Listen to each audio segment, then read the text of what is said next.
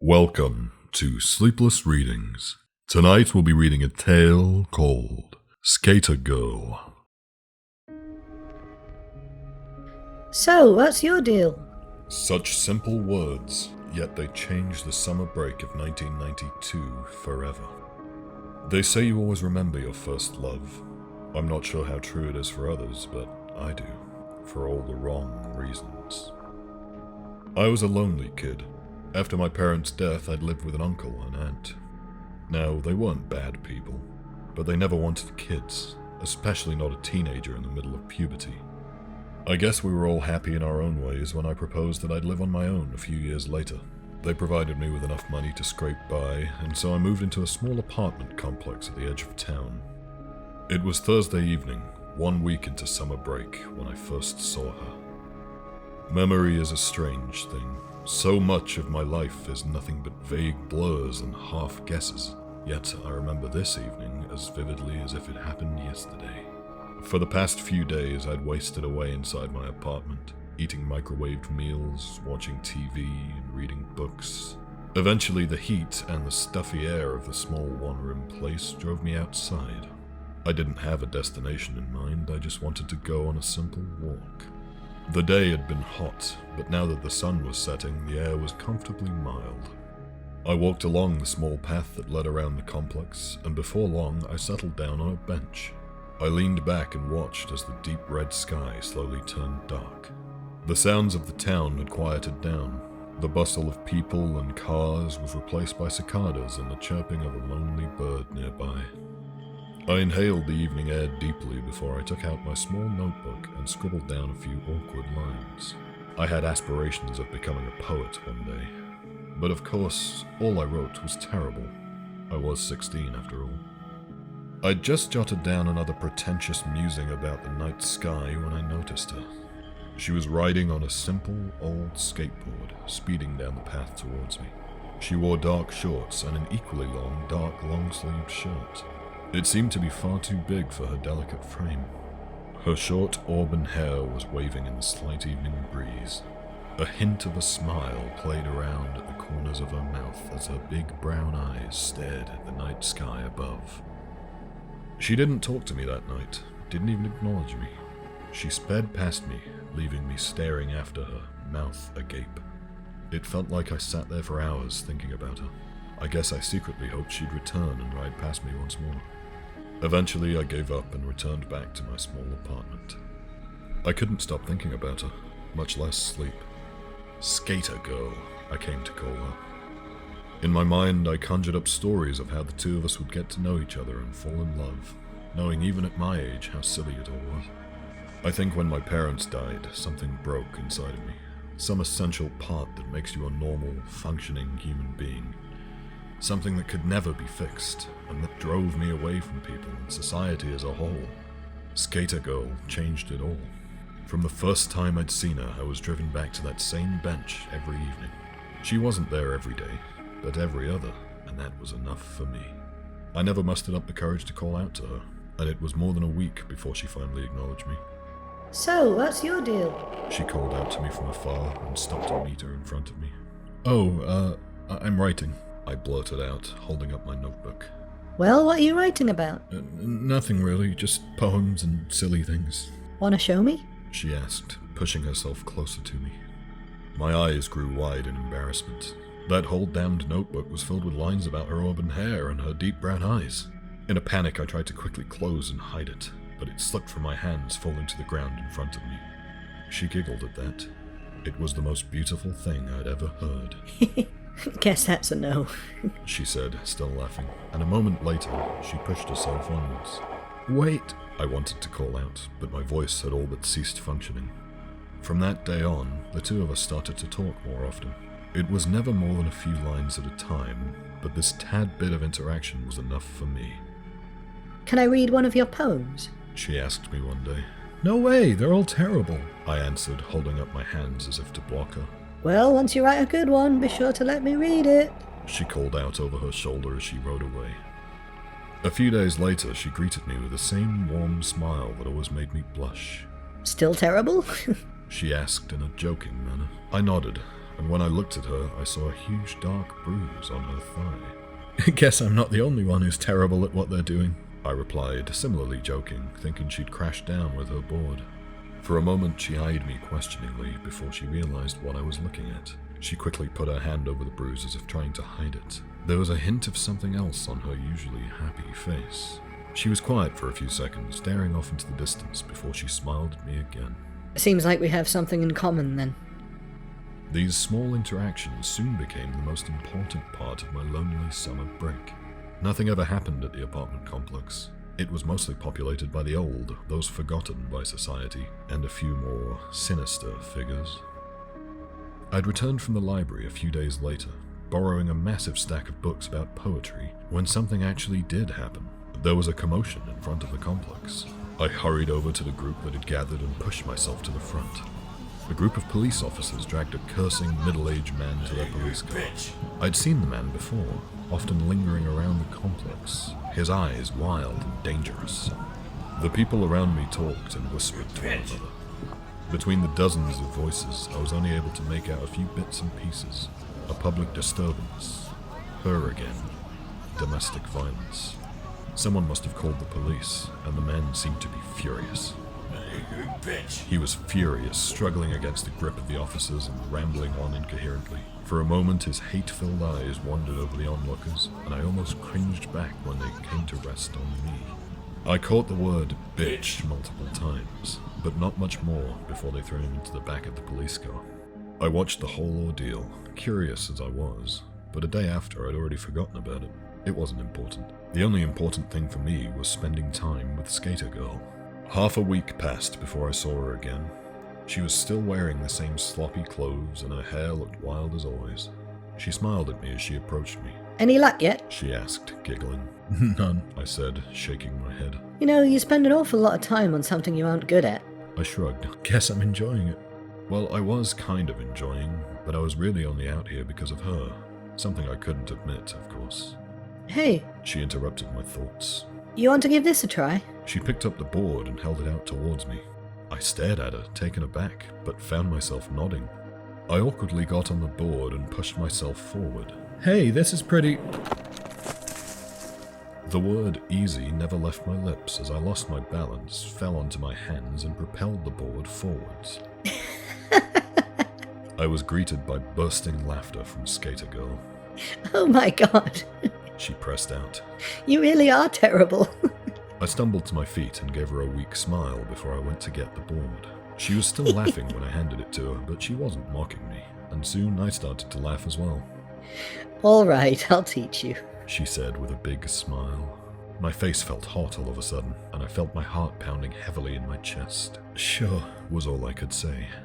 For the next half hour, she tried her best to teach me the basics, but it was futile. I fell down half a dozen times, scraping up my knees in the process. I was content to keep going, but she finally took the board from me. This is hopeless.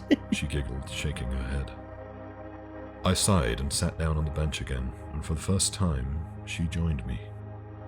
For a while, neither of us spoke. Do you ever look up at the sky? She suddenly asked. Sure, what are you... No, I mean, do you ever really look at the stars? Aren't they beautiful, you know? She started in a voice quieter than usual. Sometimes I wonder what it's like to be up there, to be a star in the sky, you know? For a moment I looked away from her and up at the sky, at the countless stars above us. I saw that she, too, was looking up with her wide, deep eyes. There was a sad smile on her face, and she appeared to be deep in thought. For a moment I thought she'd start to cry. Life's strange, isn't it? She finally asked, turning back towards me. I was too surprised to say anything. Maybe you should write about that. What do you mean? Life, the stars, the sky, everything. There's beauty everywhere, even in all the small things around us. I was just staring at her. What are you staring at, weirdo? She asked, now laughing again. Oh, sorry, I was... But I broke up, awkwardly turning away from her. I was joking. Then she got up and stepped back onto her board.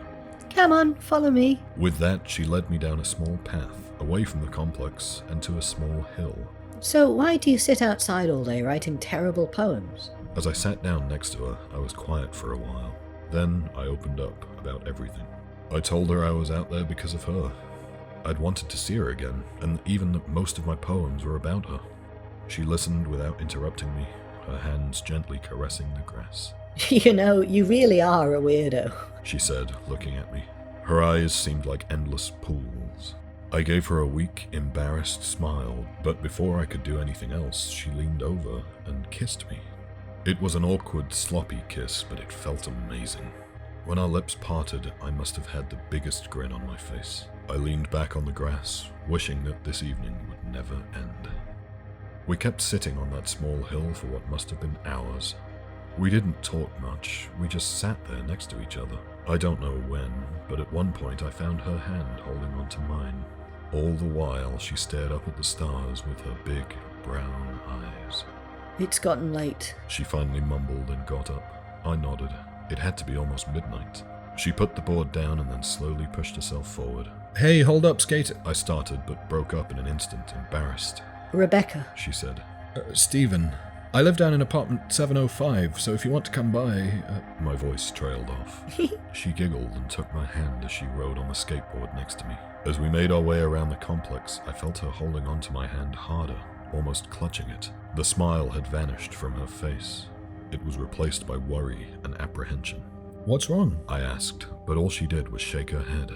Life, I guess. Before I could ask her what she meant, she kissed me once more. Thanks for tonight, Stephen, she said before she hurried away. I was left standing there, speechless. She'd already opened the door when I saw that her board was still on the ground next to me. Hey, your board! I called out, but she'd already vanished. Once I was inside myself, I contemplated hurrying after her, but then I decided that I'd take the board with me and hand it to her tomorrow. Back in my apartment, I couldn't sleep. My teenage brain was too active, too confused. Was that what love was like? What it did to you? My eyes wandered to the board again and again. What should I say to her when I saw her the next time? Should I tell her I was in love with her? What about the board? God, everything had been so perfect tonight, and now it all seemed so complicated. I tried to sleep, but I was just lying there, throwing myself this way and that as minutes turned to hours. Her face was all I could see in my mind. Rebecca. Even her name was beautiful.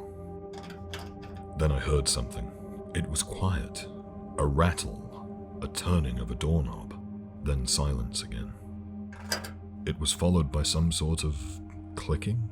I lay in bed and listened. Had to be some neighbor. Probably someone who was out drinking and forgot how their door worked. Somehow, though, it was too close. Too audible. I slid out from under the blanket, got out of bed, and tiptoed through my small apartment. There it was again. Click, clack, quiet rustling. Once I was at the front door, I listened intently. There was another sound, and suddenly my front door popped open. Standing in front of me was a giant beast of a man. For a second, he was as surprised as I was. Then he grinned. "You little fucker," he pressed out in a whisper before he stormed at me. He was holding something big and blunt in his hand. It became a blur as he hurled it at me. Fuck. It was pure dumb luck that whatever he'd been holding missed me and crashed against the wall next to me. Shit. Another curse, this one more audible. Once the initial shock passed, I turned to run. My fight or flight response was all flight. I stumbled forward to get away from whoever this madman was. I'd barely taken a few steps before a large hand reached out and covered my mouth. Another soon followed, taking hold of my body. "Where do you think you're going?" the man whispered into my ear. His voice was deep, yet strangely scrawny. There was a hint of a giggle behind each of his words. "Where do you think you're going?" He was enjoying this. The hand over my mouth pressed down hard, making it impossible for me to scream. The man's breath was hot and heavy on my neck, stank of alcohol and tobacco. His massive body was soaked in sweat. I felt a bulging, wet stomach pressed against my back. I'd have gagged if my mouth hadn't been covered. "You made a big mistake, you little shit!" This time, there was no joy in his voice. There was nothing but cold, hard rage. Worst of all, I had no freaking clue who this guy was or why he was here. I was shoved forward. For a moment, he let go of my body, and I was struggling, squirming under the hand covering my mouth. I tried to get away, but he was so much stronger than me. I tried to scream, but all that escaped my mouth was a quiet, inaudible yelp. Then his hand returned, this time going for my crotch. Pain shot through my whole body as he began to squeeze. "Was it fun?" Did you enjoy touching her? What the hell was he talking about? I shuffled my feet, tried to press my legs together to get him off me, but it was futile. You shouldn't have done it, shouldn't have. Oh, but you won't ever do it again. As his giant paw of a hand closed, I was nothing but pain and panic. Then I felt something hot between my legs. For a moment, I thought he'd ripped and torn something apart before I realized that I must have peed myself. His hand jerked away. What the fuck? The man called out in disgust, and in that short moment, I bit down on his hand as hard as I could. Huh? There was another scream, this one short and strangely high-pitched. A moment later, I was free, stumbling away from the man. The few meters between me and the front door felt like the longest distance I ever had to cross in my entire life. Oh no, you won't, he yelled, and I heard his heavy footsteps as he rushed after me. 1 more meter. I was outside. The hallway. Down. Just go down, I told myself. I opened my mouth to scream, but it was too late. Once more, his giant hand covered my mouth. I'm going to enjoy cutting you up. He laughed into my ear as he dragged me backward.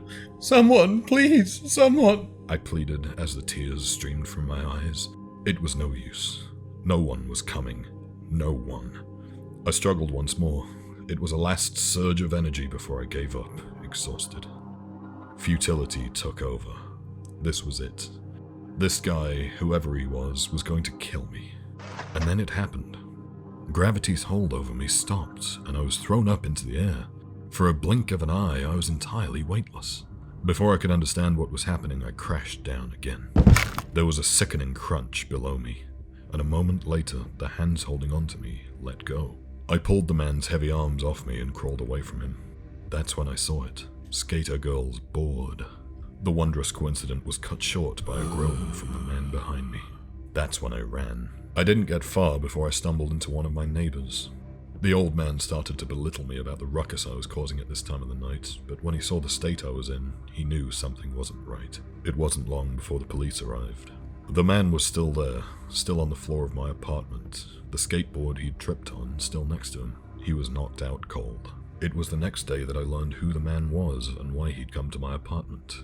And that day, I also learned a lot more about Skater Girl, about Rebecca. The man who'd appeared at my doorstep had been the boyfriend of Rebecca's mother. Joe, that's what I think his name was an abusive, drug-addicted piece of shit. He was the type who preyed on weak women, precisely like Rebecca's mum, a woman who had her own share of problems and a habit of taking to the bottle. It had been too dark that night, but when I saw the picture, I knew that it was the guy who'd been taken in by police half a week ago. Neighbors had called the police after yet another fight between him and Rebecca's mum. Scared as she was of him, she refused to give a statement, and eventually Joe was released. Once he was out, he wanted revenge. It didn't matter against whom. That night he returned, flipped out, and murdered Rebecca's mother in cold blood. After that, he'd waited for Rebecca. That's when he'd seen me with her, and that's why he came after me. Once he was done with Rebecca. I don't remember how I made it through the weeks and months following her death. Life was nothing but vague blurs, apathy, and depression. It was later that the statements and rumors of neighbors painted a fuller picture for me. Joe had come after Rebecca's mother, but soon he'd been more interested in her teenage daughter. No one knew, of course, but many had their suspicions about what happened during those nights when her mom had passed out from drinking. Rebecca hadn't been the manic pixie dream girl I came to call Skater Girl. She wasn't a mysterious and dreamy girl, no. She'd been a troubled, torn, and abused soul. She was so at wonder with the outside world because her own was filled with nothing but terror. I still remember her eyes when she stared at the stars. I never realized that it was desperation and hope that filled them. Those few words she'd said that night, what it would be like to be a star in the sky. The moment I knew everything. It was so obvious, and I realized how dumb and ignorant I'd been. I never bothered to ask who Rebecca really was or what was going on in her mind. Instead, I'd made her into Skater Girl. Not a real person, but the cute and mysterious girl of my dreams. A girl who did nothing but ride her board in the evenings, wore but ill-fitting oversized clothes, and stared at the night sky. I often wondered what must have happened that night. What Joe must have done to her before he came to me. And sometimes, during those worst nights, when the guilt eats away at me, I wonder what would have happened if I'd gone after her, if I'd decided to return her board then and there. It's been so long since then. yet I still think about her. The skateboard, her skateboard, it's still with me. A memory of this lonely summer break, of things that might have been, and an endless number of regrets. I still sit outside during those mild summer nights, just a lonely guy sitting on a bench in a park writing his poems. They're still terrible, rambling messes about life, the sky, the stars, and of course, auburn hair. With each passing year, though, I feel that they get a little less terrible. I hope that one day I can finally get one of them right. After all those years, her words still ring in my ears as if it had been yesterday. Well, once you write a good one, be sure to let me read it. Sure, Rebecca. I will.